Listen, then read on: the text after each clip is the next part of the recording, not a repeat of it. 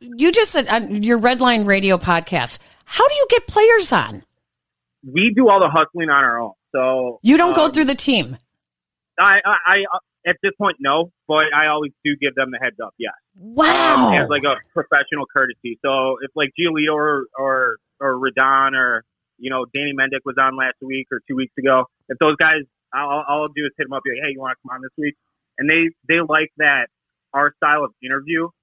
We don't talk a ton about baseball. Like we'll talk about Call of Duty or video games or music or, what you put on your Italian beef sandwiches, like that kind of stuff. So it's like it's a chance for them to kind of let their hair down a little bit and just be themselves. So they like that and they enjoy doing it. So are you around the team? Are you allowed to be around as a reporter? Do the players know you, or is everything done remotely?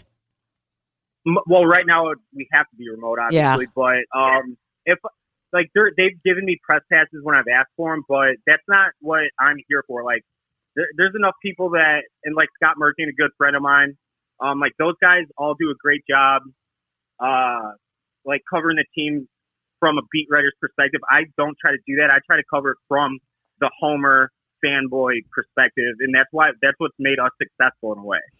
So when is Steve Stone coming on Redline Radio podcast? Well, we will find out maybe tonight. Come on! Last night's Sox Math winner is a friend of mine, Billy Rayfield, and he won Sox Math, so he came into our office today, and they do the video for the next day that they air on the broadcast. Yep. So I had him come into the office. We filmed the video. I'm not positive they're gonna let like me be in the video, or they're gonna allow it. So we'll see. But I didn't say anything wrong to him. Like, and I've said this 100 different times in the last week or so. He said that like fans shouldn't be caring about wins and losses right now. That we should only be happy baseball's back. I disagreed with him. I said, hey, like we haven't seen a playoff team since 2012. We expected the team to be really good this year. They just started 1-4. Like, what did you expect the reaction to be? And he blocked me for it. Like, I didn't say anything wrong. I didn't come at his neck or anything. And I never would. I idolize Steve Stone. Like, he is one of the smartest baseball guys you can ever possibly listen to. Yep. So I didn't say anything wrong. We disagreed, and he blocked me. He didn't want to talk about it, which, whatever. But I made a joke of it. And now I think, and of course, people took it too far and were, sending him tweets about me that are completely false and everything. And he wants nothing to do with me. But if that's the case, then I'm going to do my job and have fun with it. So do you think that his reaction was just like a straight up no tolerance to like going back and forth on Twitter? Or do you think that he in a way like knew who you were or knew about the Barstool brand and just didn't want to deal with it?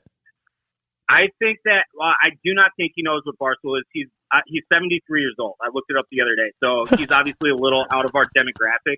Oh, man.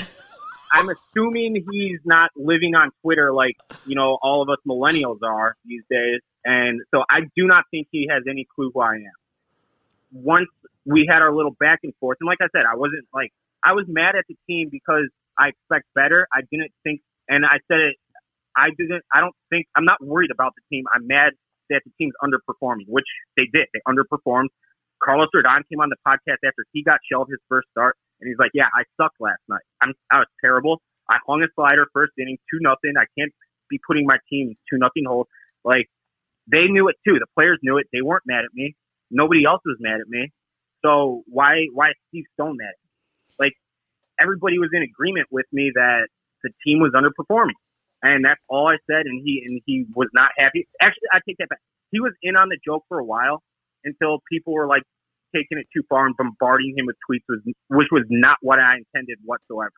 So